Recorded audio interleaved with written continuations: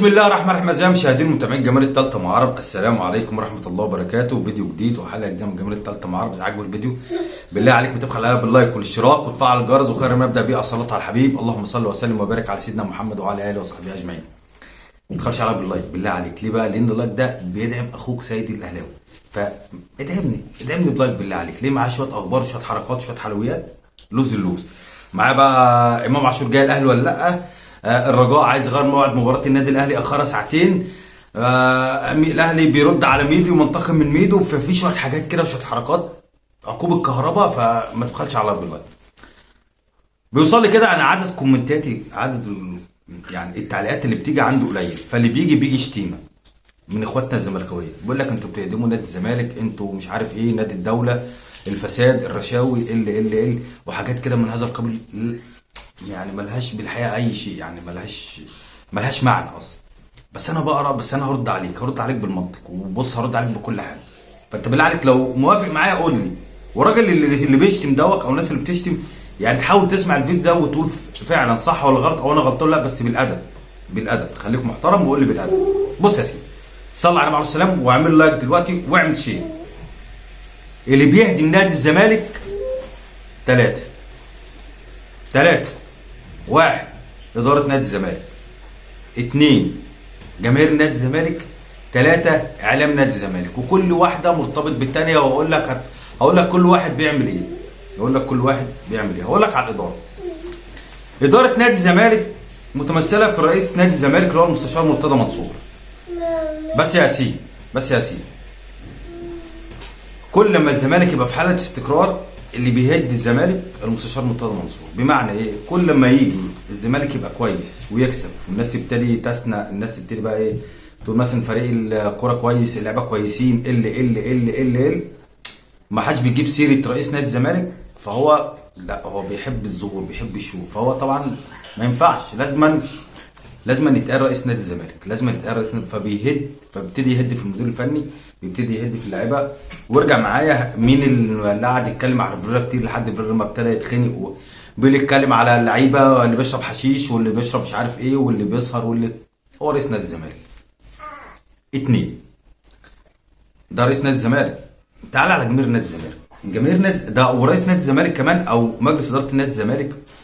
الغلط الاكبر والكبير قوي ان ما عندهمش يعني ايه حد اقصى للتعاقدات زي النادي الاهلي كده.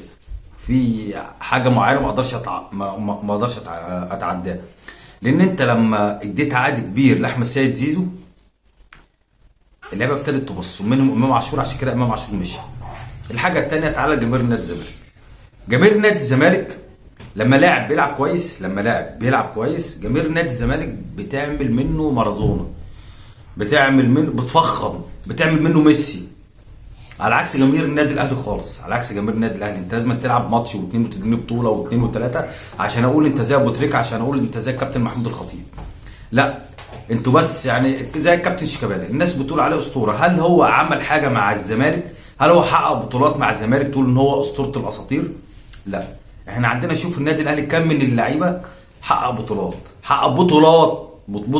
مش بطوله ولا بطولات، اذا كانت افريقيا، اذا كان دوري، اذا بس كلها عادي. هو النادي الاهلي ده نادي بطولات، لازم يجي عادي، هو جاي نادي بطولات. يعني شيكابالا عاملين منه اسطوره، واحمد سيد زيزو، يعني اي حد يبص بصه كويسه. لا ده في حته ثانيه، ده ادي جماهير نازم بتفخم في اللعيبه، فاللعيب بيشوف نفسه، فلا ده انا نجم النجوم، ده انا المفروض ده العقد بتاعي يبقى قد كده، ده انا جاي لي عقد من بره، انا جاي لي عقد من هنا، فبتلاقي اللعيبه بتحس بذاتها، بتحس بنفسها، وهي اصلا لسه ما عملتش حاجه، تعالى اعلام نادي الزمالك، التطبيل الاعمى لرئيس نادي الزمالك، التطبيل الاعمى هو سبب نادي الزمالك اللي هو فيه دلوقتي. فريق الكوره او فريق السله او فريق الطايره او زي ما انت عايز تقول. فالاعلام التطبيل اللي بيعمله والحاجات الغير صحيحه اللي بيقولها، والهجوم على النادي الاهلي وتركيزهم على النادي الاهلي، اذا كان جماهير نادي الزمالك او اداره نادي الزمالك او اعلام نادي الزمالك، تركيزهم الاكبر على النادي الاهلي هو اللي مخليهم مش باصين غير في النادي الاهلي بس. فهم مش باصين غير على النادي الاهلي بس. فعشان كده النادي الاهلي ماشي في طريقه، نادي الزمالك واقف زي ما هو، وبالعكس بيتراجع لتحت، بيتراجع، بينزل. شوف نادي الزمالك مركزه فين.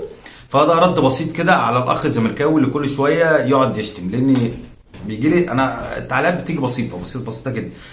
فبالله عليكم اخواتي الاهلاويه يدعموني. اه والله بص كده على التعليقات هتلاقي اذا كان تعليق ولا اتنين شتيم. فبالله عليك يعني اخويا الاهلاوي يدعمني بتعليق كويس ويقول لي يا سيد صح ولا غلط. ده كان رد بسيط. بص يا سيدي، هاخد لك الحكايه تانية. بص يا سيدي، صلى على النبي كده عليه الصلاه والسلام. نادي الرجاء عايز يأجل مباراة الأهلي ساعتين. بمعنى مباراة الأهلي الساعة كام؟ 9. المفروض انها متحددة الساعة 9 مع الرجاء هناك في كازابلانكا في المغرب. الساعة 9 هم عايزين يأخروها ساعتين أو 3، تبقى الساعة 12 أو الساعة 11 بتوقيت هنا مصر، هنا تبقى هناك بتوقيت 8 أو 9 هناك. خليك فاكر 9 يعني عايزين يأجلوا ساعتين أو 3 ساعات، اللي هي تبقى 12 أو 11 عندنا احنا هنا في مصر. هناك تبقى عندهم 8 أو 9 هناك في المغرب. وانا بقول 95% الكاف هياخد، يعني لان طبعا كل فرقه قادره هي عايزه ايه. يعني مثلا الاهلي لو اخر ساعه بيطلب من الكاف بيرد عليه حاضر. وما تنساش ان هو الراجل الطيب بتاعهم رئيس الجامعه اللي هي بتاع المغرب دي اللي هو زي الاتحاد عندنا، ليه كلمه في الاتحاد الافريقي. ف 50 يعني 99% هيوافقوا على الموضوع ده. وخد بالك ان انا اول واحد اقول لك على الموضوع ده ان هم عايزين ياجلوا المباراه ساعتين 3. وصلت؟ ادعمني بقى بالله عليك، لانك مش هتلاقي الكلام ده عند احد. عقوب الكهرباء النادي الاهلي بعت، والله انا بعت حاجه كده حلوه كده ليها طلبات فيها، ورقه كده جميله ليها طلبات فيها. عايز اعرف انتوا عاقبتوا كهرباء على ايه وايه وايه وايه وايه، والعقوبه دي بناء على ايه، والحكايه والروايه، ويا ريت ترد عليها. طبعا الاتحاد المصري ما ردش على اي حاجه. الاتحاد المصري عامل ودن من طين ودن من عجين، بيهدي الدنيا شويه. في حزبين في الاتحاد المصري. في حزب برئاسة زوما الحزوم عايز يخفض العقوبة من 12 ل 6 مع نص مليون جنيه غرامة. ده حزب. في حزب تاني بتاع جمال علام اللي هو رئيس الاتحاد المفروض عايز يقلل العقوبة ل4 ماتشات و200,000 جنيه غرامة. 200,000 جنيه غرامة. هو النادي الاهلي عايز يعرف بس انتوا نيتكم ايه؟ يعني انت الموضوع ده كله هيخلص على ايه؟ النادي الاهلي عايز يعرف الموضوع كله هيخلص على ايه، عشان ابتدي انا بقى ايه، اشوف نفسي انا نفسي هعرف اعمل معاكم ايه. لان طبعا لجنه الانضباط باطله والعقوبه باطله. فانا هشوف والله رضتونا والدنيا حلوه ماشي، الدنيا واقفه زي ما هي، لا انا معايا الحق وهروح وهعمل وهسوي وي وي وي. فالنادي الاهلي مستني. بس انا بقول لك الاتحاد هيرد الطرفين، هيرد الزمالك. كهربا هيلعب السوبر، هيلعب مع النادي الاهلي المطوشه الصعبه لحد ما النادي الاهلي يضمن الدوري. بعد كده خلاص هنوقف كهربا اربع مطوشه اهلي، والاهلي يتراضى ساعتها والدنيا حلوه خلاص، احنا خدنا الدوري والدنيا زي الفل. هي هترسى على كده. كابتن ميدو طبعا عارفين ان كان فيه هجوم على جماهير النادي الاهلي من الكابتن ميدو. كابتن ميدو ده بقى ايه يعني، ايه كلامه حلو بس فعلا ما فيش. بص كلام زي الفل وكلامه حلو قوي، يجي يدرب تلاقي اونطه، يعني تلاقي في البرامج كلامه زي الفل، يجي يعمل حاجه فعليه على ارض الواقع ما تلاقيهاش. فالكابتن ميدو كلامه بس، عارف انت اللي هو ايه، انت كلامه بس هو بالظبط كده. بص يا سيدي، النادي الاهلي اتخذ شويه اجراءات كده. النادي الاهلي قال لك ايه، ممنوع منعا باتا اي حد من مسؤولين النادي الاهلي او لعيبه النادي الاهلي او اي حد ينتمي للمجلس للنادي الاهلي يطلع مع ميدو في البرنامج بتاعه. احنا عارفين ميدو كان ماسك جماهير النادي الاهلي ما تعرفش. يا عم تخليك في حالك يا عم ميدو، انا ناقصك يا عم ميدو، خليك في حالك. انت اللي نافع لا هنا ولا هنا. غرقت الاسماعيلي، غرقت دجله، بتغرق اي نادي تمسكه فانت بتغرقه. انت راجل فاشل. انت بس كلام، نسمع كلام زي الفل، على ارض الواقع ما نلاقيش في حاجه. محمد مجدي قفشه وتجديد محمد مجدي قفشه، كابتن محمود الخطيب قال لك لن يتم التجديد لمحمد مجدي قفشه الا بعد ما يوصل لمستواه، بعد ما يرجع لمستواه تاني. عارفين محمد مجدي قفشه نايم، وتقريبا الراجل الطيب مارسيل كولر ما بقاش يعتمد عليه اعتماد كلي. فكابتن محمود الخطيب قال لك لا، ما يتمش التجديد غير بعد قفشه ما يرجع قفشه تاني بتاع زمان. عايز يمشي يجيب لنا عقد كويس ويمشي. امال التجديد لما يرجع محمد مجدي قفشه. قال له ديانج يا باشا، النادي الاهلي حدد خلاص السعر بتاعه، عايز يمشي. فلوس الالو ديانج الفتره اللي فاتت دي مش الو ديانج بتاع زمان، مش الو ديانج اللي هو اول ما جه من الاهلي، لان خلاص ذهنه بقى فين؟ في الاحتراف. عايز احترف عايز احترف عايز احترف. لو كل بتاعه بيكلمه بيسمع ان في عرض من هنا عرض من هنا. وهتلاحظ ماتش ريال مدريد بتاع الاهلي وريال مدريد، شفت انت بتقول الاهلي وريال مدريد ده، الاهلي وريال مدريد في كاس العالم للانديه، قال له ديانج ما جاش الاهلي. باصات غلط، قرارات غلط، كل حاجه غلط في غلط في غلط.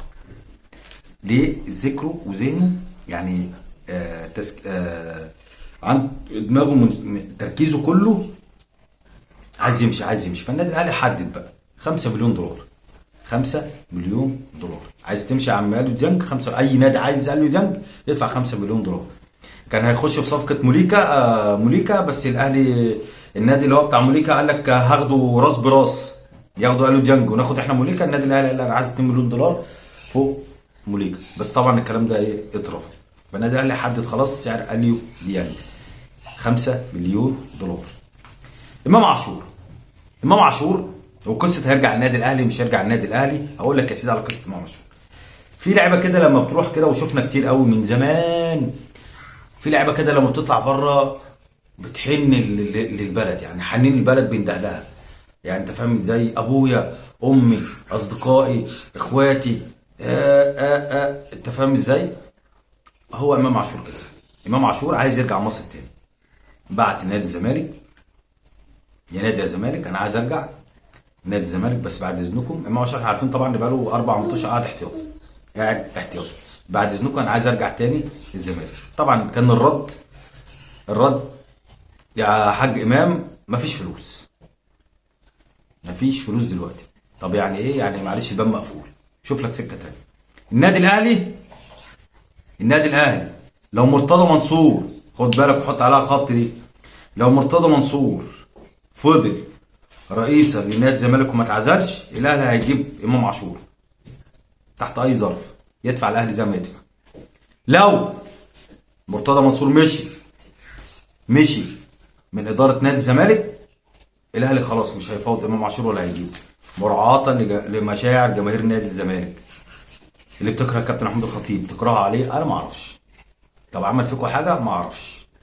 يا عم طب انت بتكرهه ليه؟ ما اعرفش. كل حاجه ما اعرفش. طب هو شتمكم؟ لا. بس بتكرهه ليه بقى؟ ما اعرفش. طب هو جرح اي حد بكلمه؟ لا. طب بتكرهه ليه؟ ما اعرفش. بتكرهه ليه؟ عشان خاطر الراجل الطيب اللي هو رئيس نادي الزمالك بيكرهه. طب مرتضى منصور بيكرهه ليه؟ ما اعرفش. طب ده حتى مرتضى منصور بيقعد يشتم فيه وهو ما بيردش، ما اعرفش.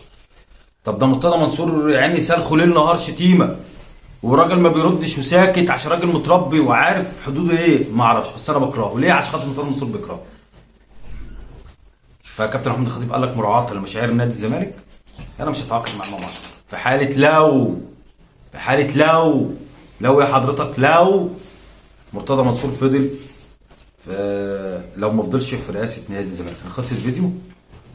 بسم الله عليك، اذا عجبك الفيديو تدخل عليها باللايك والاشتراك وتفعل الجرس وادعمني بقى. انا قلت لك اهو، انا رديت على الراجل الزملكاوي، يا ريت اخواتي الاهلاويه يدعموني بالله عليكم. والسلام عليكم ورحمه الله وبركاته.